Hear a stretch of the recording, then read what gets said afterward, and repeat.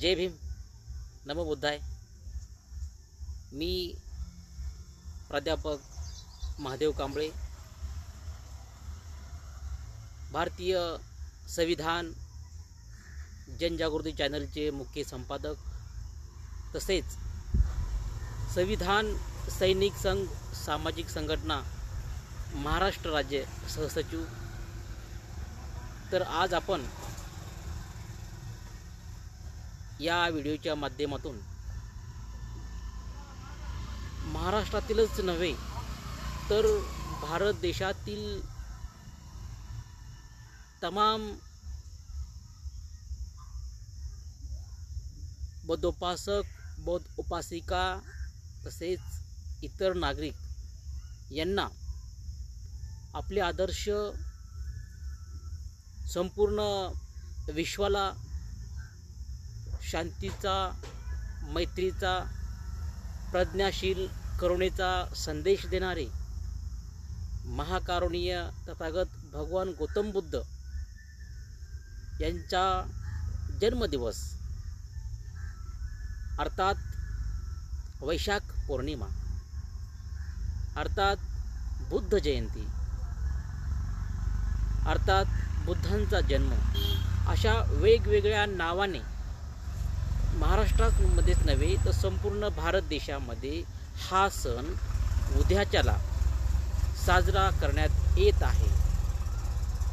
आणि हा एक सण नसून हा एक उत्सव आहे। या वैशाख पौर्णिमेला आपले आदर्श तथागत भगवान गौतम बुद्ध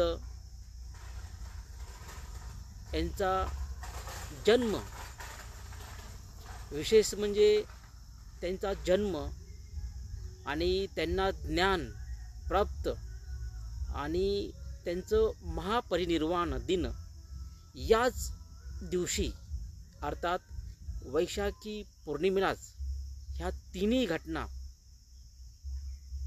ह्या एकाच दिवशी घडल्या। त्यामुळे हा दिवस सर्व बौद्ध धर्मियांसाठी, बौद्ध उपासकांसाठी, बौद्ध उपासिकांसाठी व सर्व बालक बालिकांसाठी खूप महत्त्वाचा दिवस आहे। या उद्याच्या दिवशी अर्थात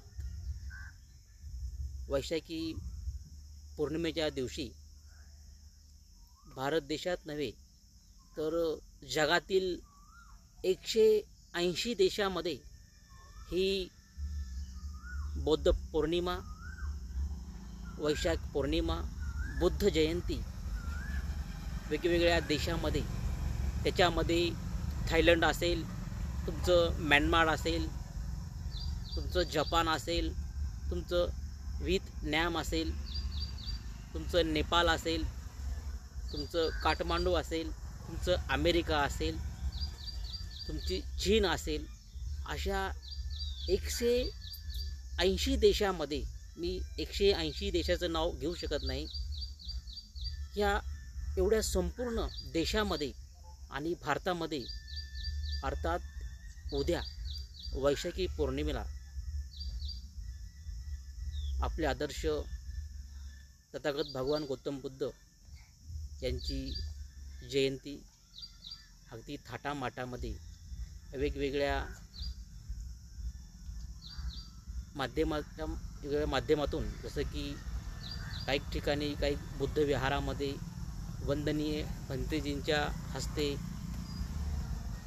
प्रवचन, त्यांच्या वाणीतून प्रवचनाच्या माध्यमातून जयंती साजरी केली जाईल। काही ठिकाणी धम्म रॅली काढली जाईल आणि त्या धम्म रॅलीच्या माध्यमातून एक शांतीचा संदेश संपूर्ण देशाला दिला जाणार आहे, ते उद्याच्याला। त्यामुळे या आजच्या त्यामुळे मी आतापासूनच महाराष्ट्रातील नव्हे तर देशातील तमाम बौद्ध उपासक, बौद्ध उपासिकांना या वैशाखी पौर्णिमेच्या हार्दिक शुभेच्छा देतो। आणि ज्याप्रमाणे आपण गेली अनेक वर्षापासून आपले आदर्श विश्वरत्न भारतरत्न डॉक्टर आंबेडकर यांची 14 एप्रिलला अगदी थाटामाटामध्ये जयंती काढतो, त्यांच्या विचाराच्या जयंत्या काढतो, त्याचप्रमाणे आपण आपले आदर्श तथागत भगवान गौतम बुद्ध यांचीसुद्धा उद्या बुद्ध जयंती आपण सर्वांनी महाराष्ट्रामध्येच नव्हे तर संपूर्ण भारतामध्ये काढावी. एक शांतीचा संदेश देऊन काढावी, एक मैत्रीचा संदेश देऊन काढावी, एक करुणेचा संदेश देऊन काढावी, एक प्रज्ञाशीलीचा संदेश देऊन संपूर्ण मानवजातीचं कल्याण कसं होईल या धोरण आखून आपण उद्या सर्वांनी महाराष्ट्रामध्येच नव्हे तर संपूर्ण देशामध्ये ही जयंती साजरी केली पाहिजे. आणि आपल्याला सर्वांना माहीत आहे की तथागत भगवान गौतम बुद्धांनी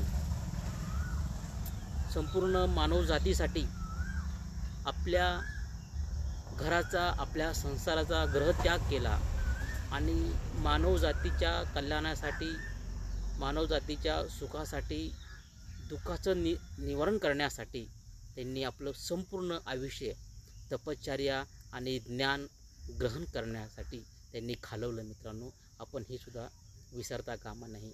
एवढं महान कार्य या पृथ्वीतलावर जर कुणाचं असेल तर ते महाकरुणी तथागत भगवान गौतम बुद्ध.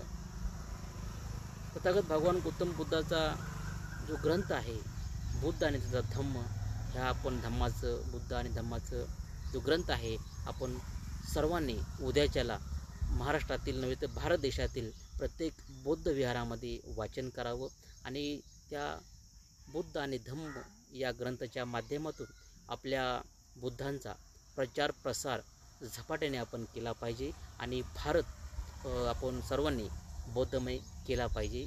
हाच मी या आजच्या दिनी मी आपल्याला एक संदेश देऊ इच्छितो.